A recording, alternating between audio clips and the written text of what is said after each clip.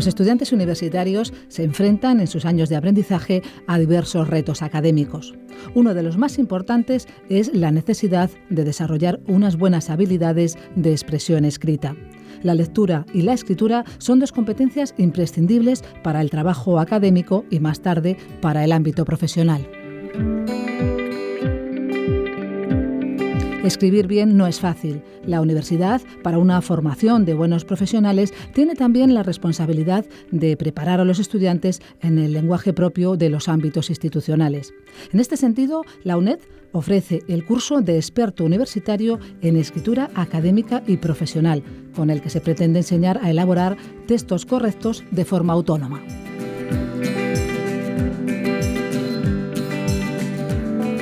Estamos con Elisa Chuliá. Hola, buenos días. Hola, buenos días. Que es la directora del curso de formación permanente Escritura Académica y Profesional.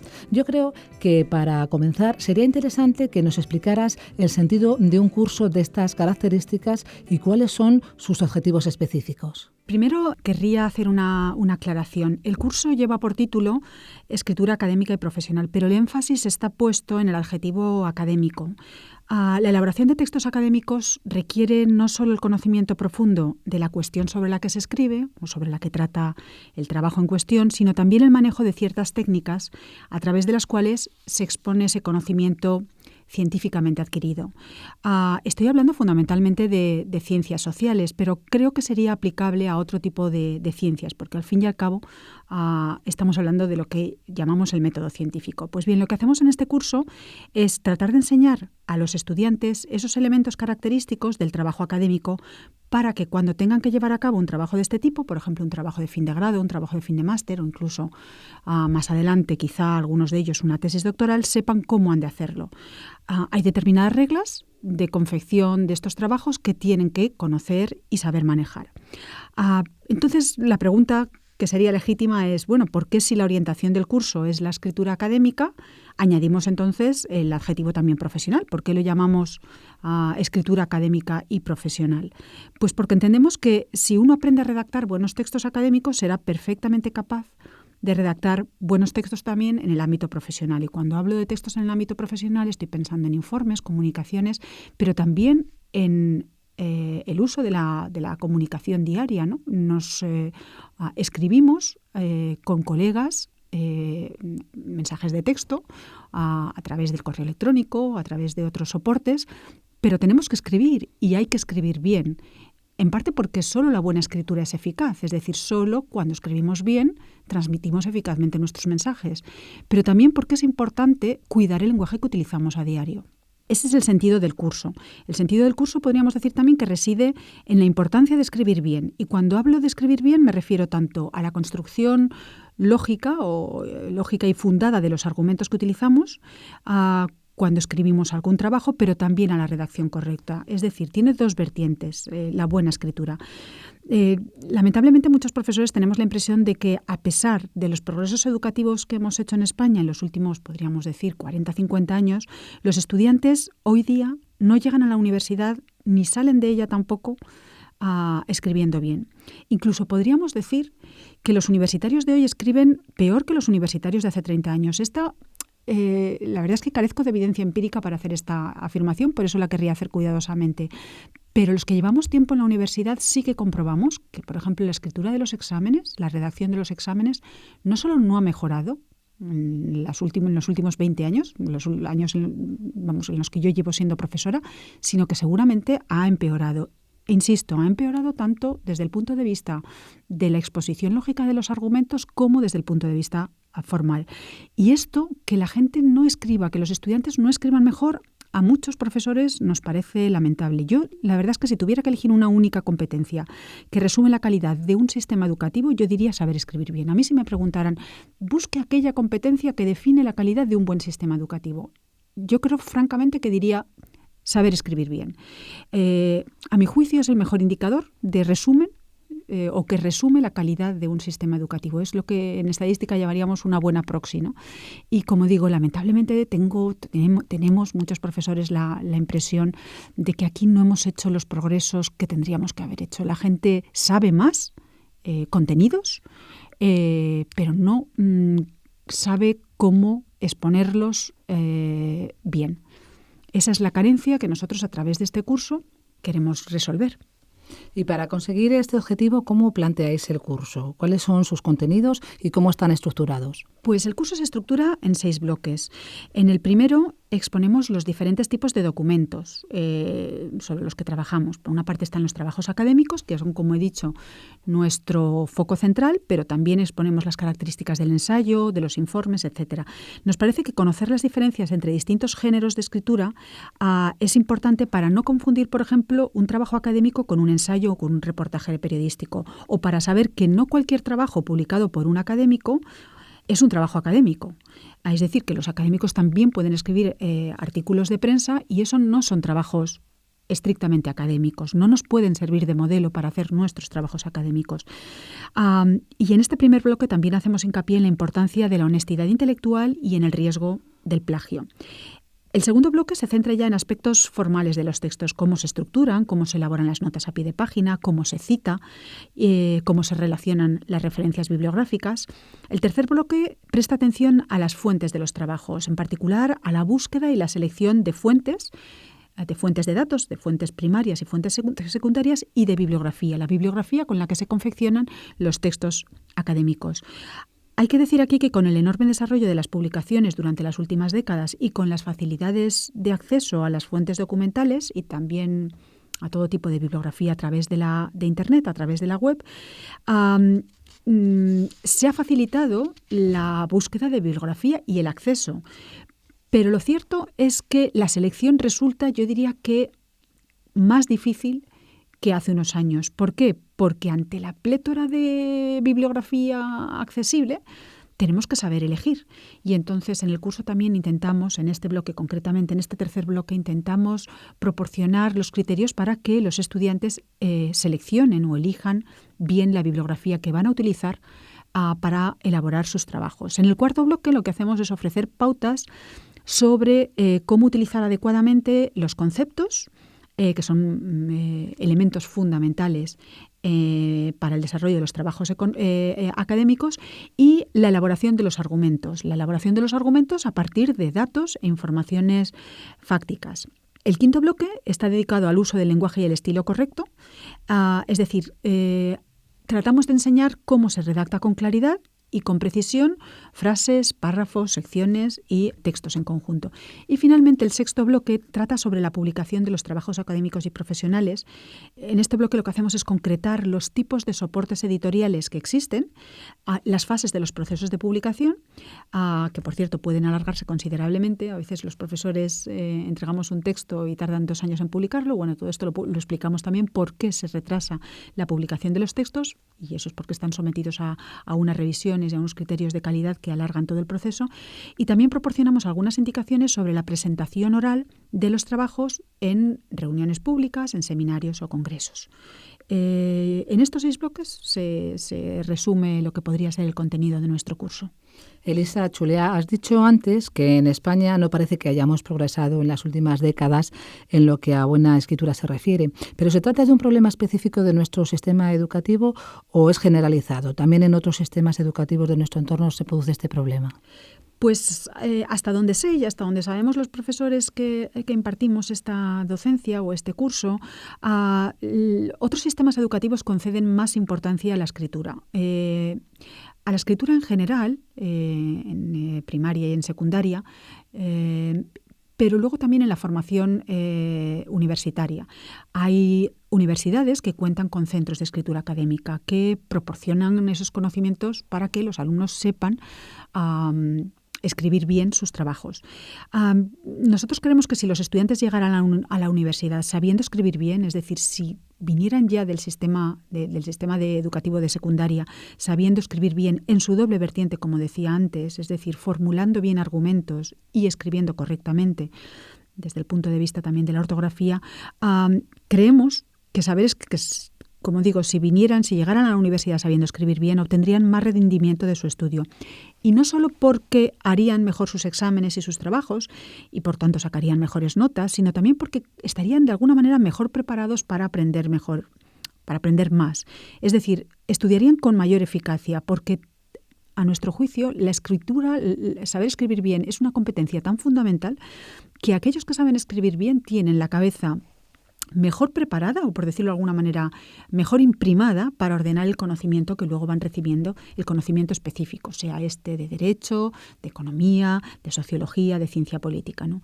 Entonces, saber escribir bien, como digo, no es solo una facultad que adorna, sino que realmente prepara para aprender mejor.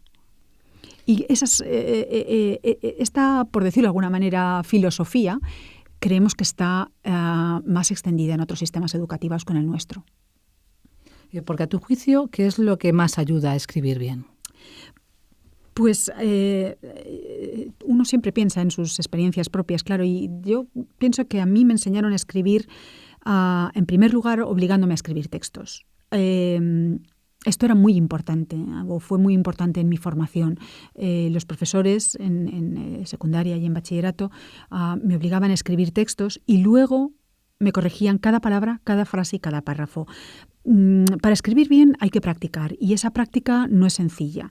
Escribir no es fácil, escribir es duro. Incluso para los que llevamos mucho tiempo escribiendo o los que llevamos mucho tiempo escribiendo sentimos cierta angustia cuando abrimos el ordenador, tenemos que ponernos a escribir algo desde el principio y no nos sale. O sea que yo quiero insistir en que esto no es fácil y que aquellos a los que no les resulte fácil no deben pensar que están condenados a que nunca les salga. No, esto se puede practicar y se puede aprender. Entonces, ¿qué es muy importante? Es muy importante primero tener la voluntad, practicar, y luego para mí es fundamental tener un buen lector, un buen revisor que te indique y te explique lo que no está bien escrito. Esto lo podemos hacer los profesores universitarios en una medida muy limitada. ¿Por qué? Porque requiere una atención muy pormenorizada que no podemos prestar por la cantidad de alumnos que tenemos.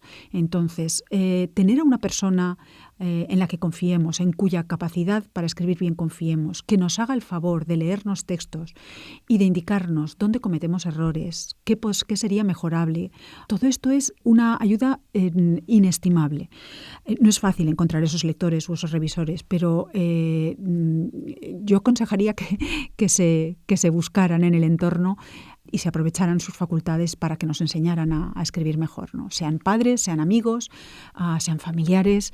Sí que es importante identificar esos, digamos, prescriptores de buen estilo lingüístico.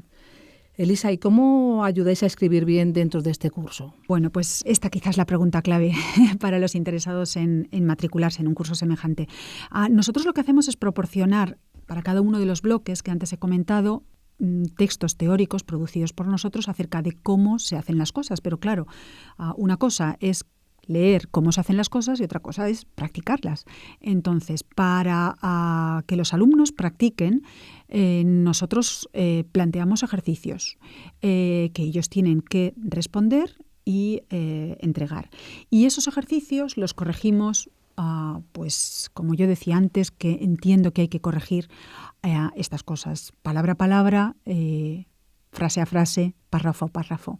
Y mandamos a los alumnos a esos trabajos corregidos con el control de cambios de Word que permite ver exactamente cómo se ha corregido. Es decir, sería como una corrección clásica al margen, con anotaciones al margen, pues ese es el sistema que utilizamos. Entonces los estudiantes pueden ver dónde han cometido los errores. Y además, para asegurarnos de que toman en cuenta esas correcciones y aprenden de ellas, lo que les pedimos es que vuelvan a mandar el trabajo ya corregido. Es decir, requerimos una revisión del trabajo en función de nuestras correcciones. El sistema funciona relativamente bien. Es verdad que a veces los profesores de este curso preferiríamos tener a los alumnos delante nuestro y enseñarles esto ante una pizarra, ¿no? Es verdad que las nuevas tecnologías favorecen mucho que se acorten las distancias. No obstante, la distancia o el hecho de que el curso se imparta virtualmente, pues introduce algunas peculiaridades como la que acabo de mencionar. Es decir, los alumnos reciben individualmente los comentarios y responden individualmente. No hemos llegado todavía, que eso es algo que tenemos en proyecto, a poner todos esos conocimientos en conjunto, porque lo bueno sería que hiciéramos algo así como una clase, de tal manera que pudiéramos aprender o los estudiantes pudieran aprender de los errores de sus compañeros. Entonces, a eso todavía no hemos llegado. Este es el segundo año en el que ofrecemos este curso, estamos todavía en proceso de aprendizaje.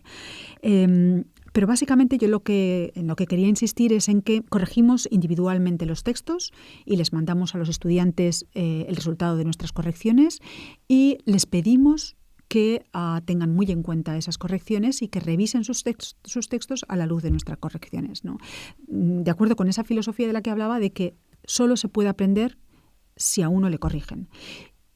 Y para escribir y tener la intención para escribir bien y sobre todo para ir mejorando la escritura, hay una característica que es importante y es que hay que ser humilde. Hay que reconocer que otros lo hacen mejor porque lo han practicado más y entonces que uno tiene que aprender de ellos.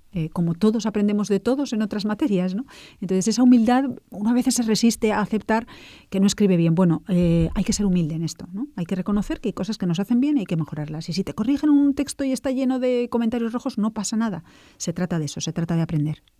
Elisa, antes has mencionado los riesgos del plagio, que me parece que es una cuestión importante. ¿Qué nos puedes explicar de esto? Pues mira, Lourdes, sí lo es. Es una cuestión muy importante y que nos preocupa mucho. Porque las nuevas tecnologías, el plagio siempre ha sido un problema en la escritura académica. Es decir, la apropiación de argumentos, textos de otras personas sin la debida cita o sin la debida referencia a esas fuentes. Pero como problema ha aumentado la preocupación que tenemos como consecuencia de que las nuevas tecnologías permiten copiar texto e incorporarlo a los propios trabajos. El problema es que muchos de nuestros estudiantes en la universidad no saben que eso no se puede hacer sin referir la fuente. Es decir, no son conscientes de que incurren en plagio.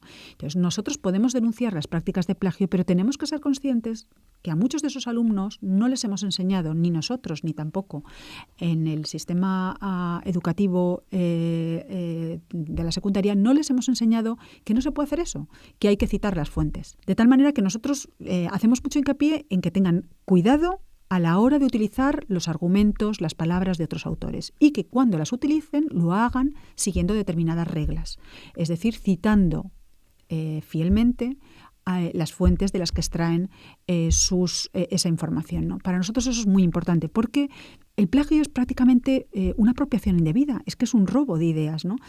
Y lo lamentable, como decía, es que mucha gente no es consciente de eso. Nosotros tratamos de hacerles conscientes de que ese es un problema y que es grave y que no pueden incurrir en ese tipo de práctica.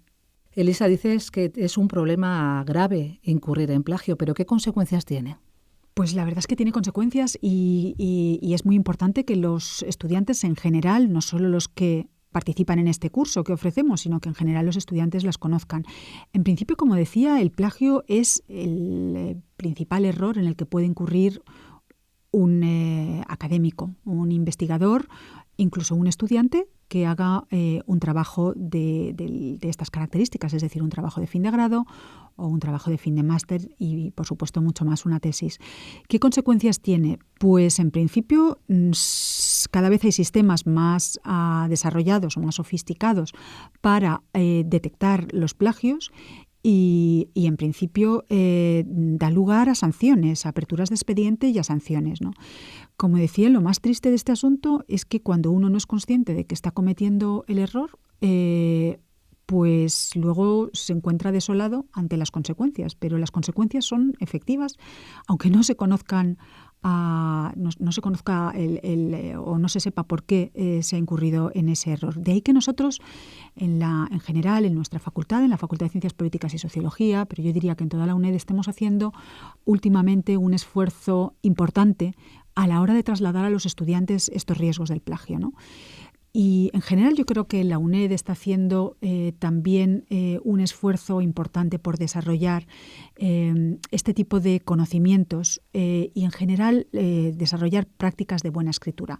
De hecho, hay proyectos para cursos como el que ofrecemos, el curso de escritura académica y profesional, para desarrollarlos y que tengan un alcance mayor, es decir, que puedan muchos estudiantes de la UNED beneficiarse de esos conocimientos que nosotros tratamos de impartir en este curso. Estas son cosas costosas que van poquito a poco. Pero es importante que los estudiantes o que nuestros estudiantes sepamos que hemos identificado esto como un problema y que estamos trabajando para ofrecer los medios de manera que ellos no solo sepan cuál es el problema, sino también tengan los mecanismos y los instrumentos para resolver ese problema que puede surgir. Como vemos por lo que nos dices, escribir bien a nivel académico y profesional es una cuestión importante. ¿Y cómo lo plantean en otros países, en el extranjero? ¿Cómo manejan esta cuestión? Pues como decía antes o como sugería antes, hasta donde podemos ver, otros sistemas educativos se toman más en serio la importancia de la competencia general o transversal de escribir bien y hacen más hincapié en el desarrollo de esta competencia en la educación previa a la universitaria. Ahí yo creo que ya deberíamos tomar algunas medidas. Quiero decir, quienes diseñan la política educativa, quienes diseñan los programas, quizá deberían prestar más atención a estas competencias transversales, como puede ser escribir bien, pero también leer bien. Y cuando digo leer bien, no quiero decir leer sin atropellarse, sino leer entendiendo todo lo que se lee y asumiendo o pudiendo organizar mentalmente aquellos contenidos que se han leído. Leer bien, escribir bien, calcular bien, son competencias básicas que a pesar de los años tienen que ser aprendidos, que ordenan la cabeza extraordinariamente. Y yo creo que, como te decía antes, en otros sistemas educativos esta conclusión tan básica la tienen bastante clara, ¿no? Y forma parte de sus principios generales de ordenación de la enseñanza en primaria y en secundaria, ¿no? Y hablando ya del sector universitario, de la fase de formación universitaria, lo que nosotros también hemos visto es que en muchas universidades europeas tienen centros o departamentos de escritura académica. Es decir, las universidades están preocupadas porque lleguen mejor o peor formados los estudiantes a la universidad. Lo cierto es que no saben escribir textos académicos y no saben porque eso requiere unos conocimientos que no han podido obtener a lo largo de su formación previa, ¿no? Entonces, para trasladar estos conocimientos, los profesores no podemos dar por descontado que los estudiantes tienen esos conocimientos simplemente porque han manejado textos académicos. Leer no basta. Como decía antes, es importante practicar. Entonces, en muchas universidades europeas se han dado cuenta de esto y han creado sus propias instituciones, sean departamentos, sean centros, para enseñar a los estudiantes de diferentes disciplinas, normalmente agrupados por ramas de conocimiento, por ejemplo, por una parte ciencias sociales, por otra parte a lo mejor ciencias naturales, a escribir bien. Y están funcionando bastante bien estos centros de recursos, ¿no? En la UNED, como decía antes, tenemos la preocupación de enseñar mejor a nuestros alumnos a manejar estos conocimientos y a practicar y a saber escribir mejor. Tenemos en proyecto el desarrollo de recursos a los que puedan acceder todos los alumnos para mejorar su escritura académica y, como decía antes, mejorar la escritura académica es, al fin y al cabo, mejorar después la capacidad de escribir en el ámbito de sus respectivas profesiones. Elisa, ya para terminar, ¿qué consejos darías a quienes se proponen mejorar su escritura? Es decir, su manera de formular, a redactar textos académicos o profesionales. Pues yo les diría que hagan un curso como el que ofrecemos, no el curso que ofrecemos, seguramente habrá otros y desde luego yo lo que les animaría es a que accedan y lean y estudien esos textos teóricos en los que algunos, como los profesores de esta asignatura, que somos básicamente el profesor Marco Agulló y yo misma, intentamos explicarles las bases de una buena escritura académica. Eso es lo fundamental para empezar. Tienen que conocer en qué consiste la buena escritura académica y por tanto, la buena escritura profesional. Pero más allá de eso, como también decía antes, más allá de adquirir esos conocimientos básicos de tipo teórico, es importante también que ellos mismos practiquen y que ellos mismos apliquen esos conocimientos. Entonces, una vez tengan estos conocimientos teóricos de los que he hablado, es decir, esos textos en los que pone cómo se estructura un texto, cómo se distinguen unos textos de otros, cómo se argumenta, cómo se desarrolla una argumentación. Ha llegado el momento entonces de poner en práctica esos conocimientos. ¿Cómo? Primero, practicando uno mismo con la escritura, pero luego también muy importante y quizá previo a eso es leyendo textos de otros, leyendo críticamente textos de otras personas, de otros autores y preguntándose si esos textos están bien escritos, es decir, si esos textos cumplen las condiciones que hemos definido como condiciones características de un buen texto académico y preguntándose también si se podrían escribir mejor. Yo creo que una vez se tienen los conocimientos teóricos sobre la buena escritura académica y una vez se es capaz de identificar en textos de otros autores las debilidades y las fortalezas, es decir, si están bien escritos o no están bien escritos, en ese momento es bastante más fácil ponerse a redactar los propios textos. Y es entonces cuando, como decía antes, conviene mucho tener a una persona con más habilidad en escritura académica que nosotros, que nos pueda no tanto orientar, porque la orientación ya la traemos, sino corregir aquellos textos que nosotros vayamos produciendo. Nosotros ese tipo de corrección y de revisión de textos la hacemos en este curso. Afortunadamente tenemos pocos alumnos. Digo afortunadamente porque a lo mejor lo ideal sería para muchos profesores tener más alumnos, ¿no? Que hubiera más interés. A nosotros nos gustaría que muchos alumnos tuvieran interés por nuestro curso. Pero también somos conscientes de que si tuviéramos muchos no les podríamos atender muy bien. De tal manera que esa revisión que nosotros intentamos hacer pormenorizada de los textos que escriben los alumnos la podemos hacer porque son pocos nuestros estudiantes, ¿no? Entonces, nosotros asumimos ese papel de revisores o de correctores, pero hay otras muchas personas que lo pueden hacer. Entonces, cada uno tiene que identificar a ¿qué persona le puede ayudar en este intento, en este empeño de escribir mejor? Y como decía antes, la humildad es importante y sobre todo el tener la voluntad de escribir mejor y el darse cuenta de los errores y superarlos poco a poco. Esto es un proceso largo, hay que saberlo, uno no puede escribir bien de un día para otro, pero poco a poco se consigue. Lo hemos visto con nuestros alumnos, lo consiguen definitivamente escribir mejor, así que es posible. Pues con estos consejos despedimos a Elisa Chulia, que es directora del curso de experto universitario en escritura académica y profesional. Muchísimas gracias y buenos días. Muchas gracias a vosotros por la oportunidad de contaros nuestro curso.